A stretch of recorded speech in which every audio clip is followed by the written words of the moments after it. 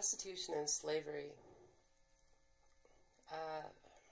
Some people say that prostitution is the oldest occupation. Some people say it's the oldest form of slavery. Slavery is not specific to any period of time or era, nor is prostitution, right?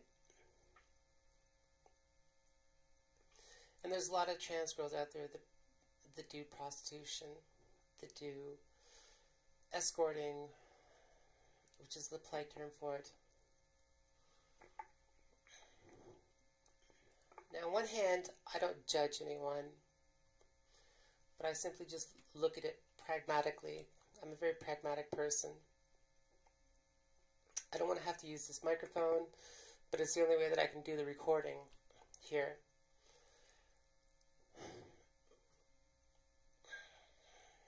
I think three of the biggest issues of prostitution, I think one is STDs, your sense of self-worth, and violence. And if you weigh out the pros and cons, what are the pros? Survival,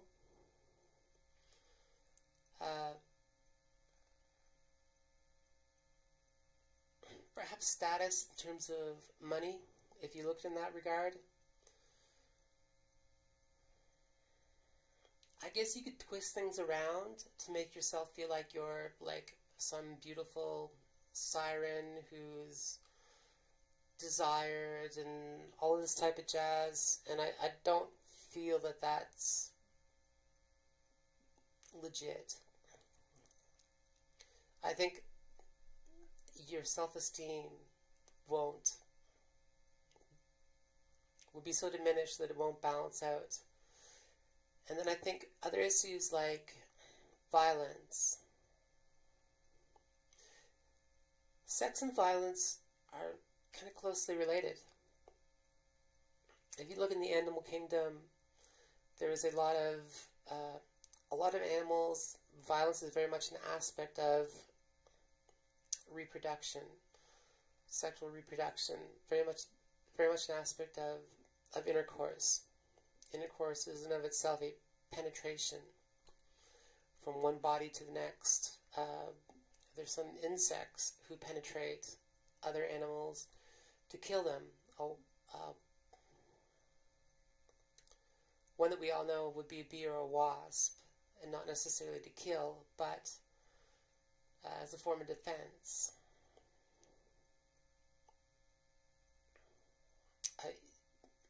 Penetration is not specific to vaginal penile intercourse. Then there's also another way of looking at the penetration of your soul, your sense of self-worth, your sense of being.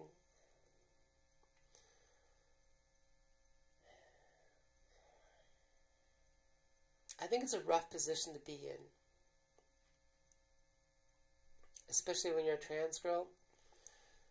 I went through 2 years on being on LTD, and I went through 3 months of not being paid at one point. I think I went through 2 periods of 3 months of not being paid.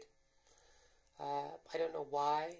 They just weren't paying me, and I was actually looking at doing prostitution to survive, because if I went out and gotten a job, I would have lost not only the job that I was on leave from, but the LTD, the long-term disability payment, and nor was I in any shape to be doing a job, but it was that or homelessness.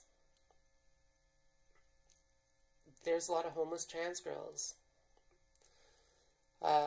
Victoria, BC is one place where a lot of trans girls flock to, because you can be homeless in Victoria because it's warmer. It's kind of the only place in Canada where it's like warm year-round.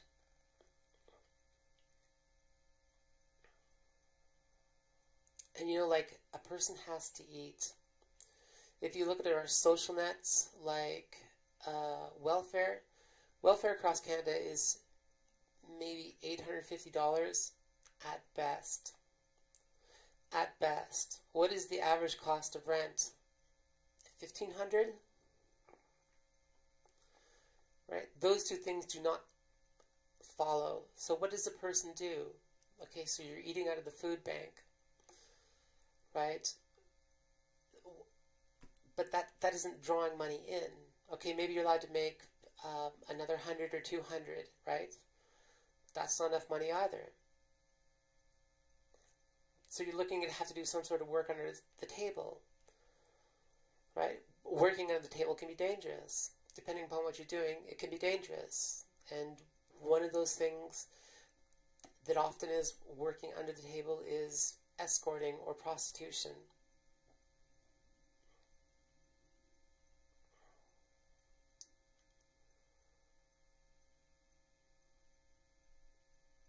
And this is very common to like girls who transition. And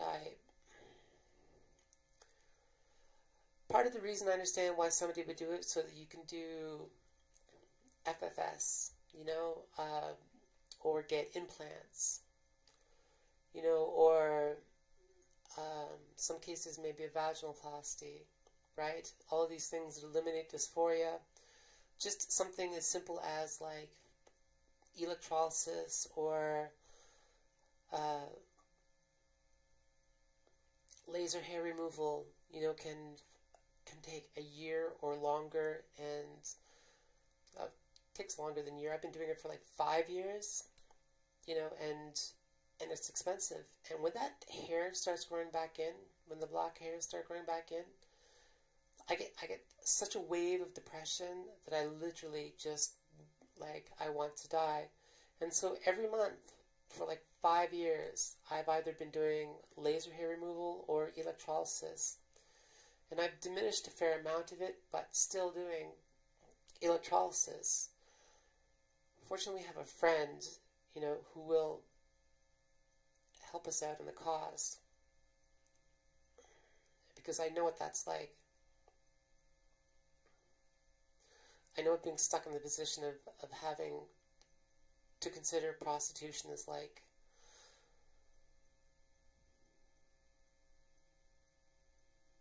One of the huge aspects of doing something like prostitution is violence, rape.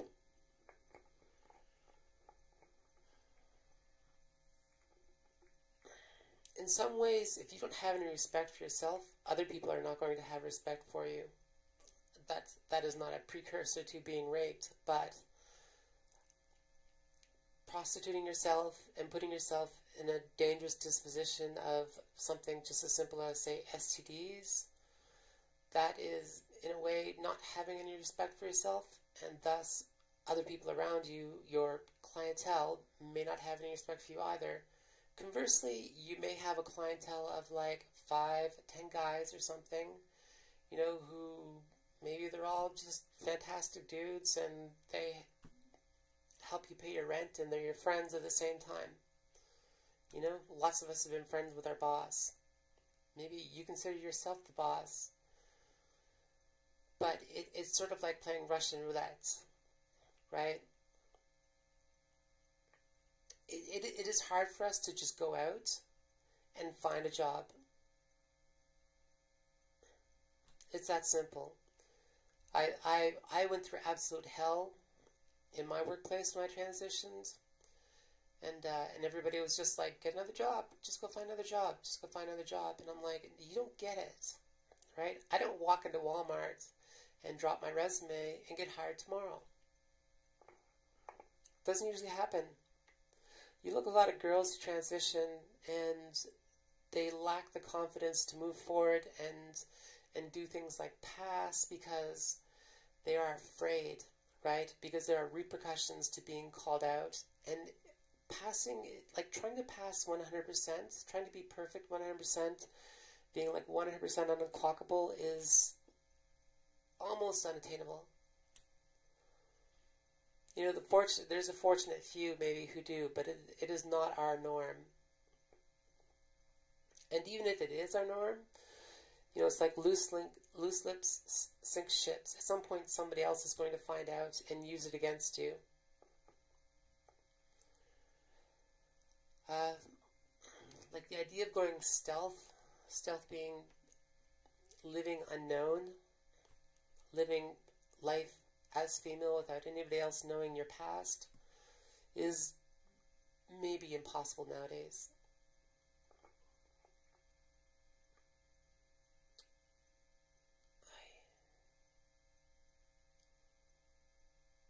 I had this girlfriend once, and she seemed like hell-bent on doing prostitution. And there were a bunch of issues. She couldn't work. I understood that. You know, there were some mental health issues like PTSD, some other mental health issues that was what broke us up largely. There were numerous things, right? Numerous things. She wanted me to be her partner in crime, kind of, and be her, like, her other person in the vicinity, whilst the dude comes in, does his thing with my girlfriend, pays her and leaves. And I was like, I can't do that. Can't do that. Not if I truly love you. And I did. I truly loved her. I did not want to see any harm come to her. And in the throes of that, I paid for everything. Everything, right? Because she was doing everything that she could to just make her way day by day through life.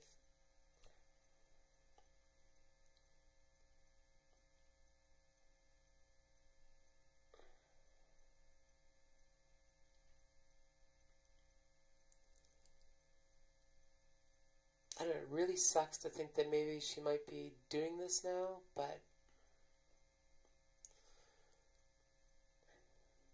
ultimately it was all her choice. But how do you look at this situation? How do you look at slavery in relation to something like prostitution? You can say lots of things, like anything is prostitution. You know, there's musical prostitution, you know, playing like rinky-dinky jazz standards when you're like a great improviser. There is pop stars out there who are probably much better musicians than what it is they're putting out. They're 2 minutes and 35 seconds without any solo or soli. It's just straight through, first chorus, end, right?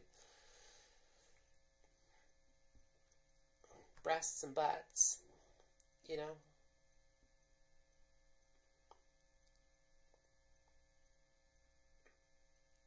But I think the biggest issue with something like prostitution, like one of the reasons why I have never done prostitution, I had another girlfriend who talked about wanting to do prostitution, and it was just kind of like an offhanded comment. It was like, well, I'd take the money kind of thing. And I was like, girl, you and I, we could not do that. We could not do that. And the reason is that we wouldn't know, we'd run out of places to bury the dead. Right? Because the two of us were ones that just would not take kindly to someone getting physical with us.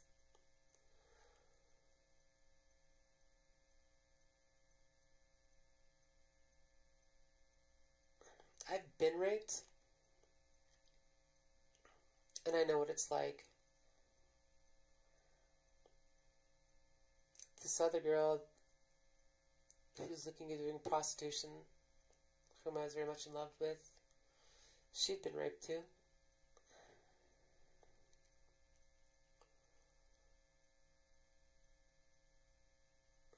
It's another thing common to women of any type. I think prostitution would be like getting raped over and over and over and over and over again. I think it would be something so vile and degrading. I don't see how anybody would view it as being empowering. It'd be a quick way to make money. And I wouldn't blame anybody who ended up having to do it to survive. But I also look at it pragmatically in that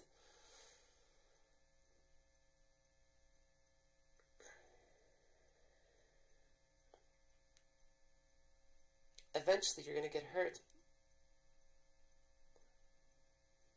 Right? Eventually you're going to get hurt. Eventually it's going to catch up to you.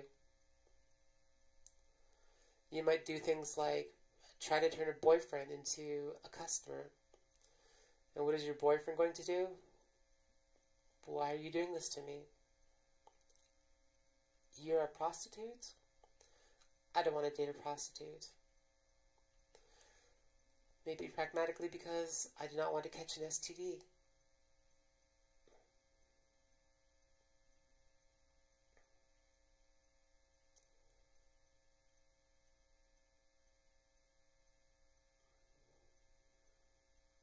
The people who love you probably don't want you to be doing it.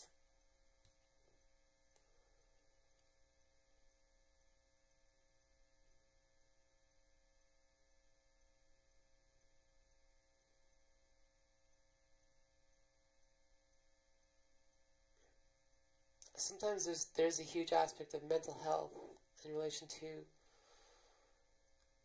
getting to a point of doing prostitution. Like if after you've been through so much, maybe you reach a point where you don't care anymore.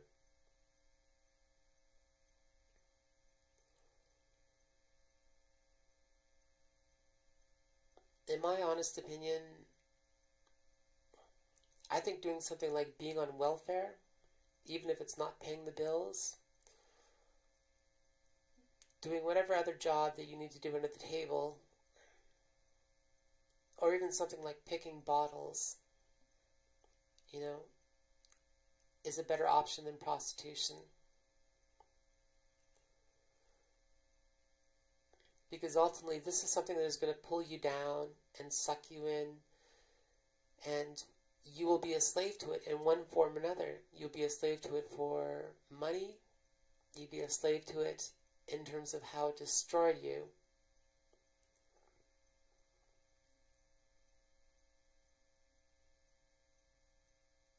You'd be a slave to it in terms of baggage, in terms of memory, in terms of trauma. How do a lot of people deal with that? Drugs, meth, crack, fent.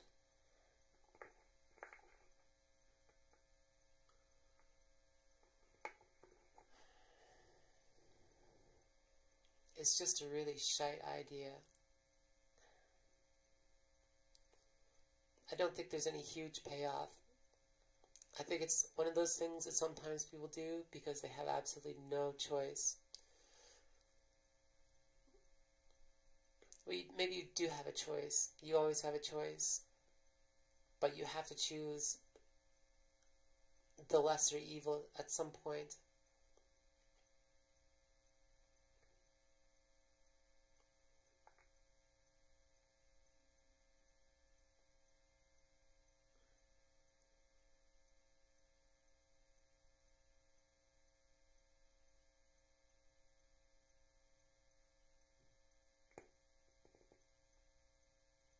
Hope you're doing well.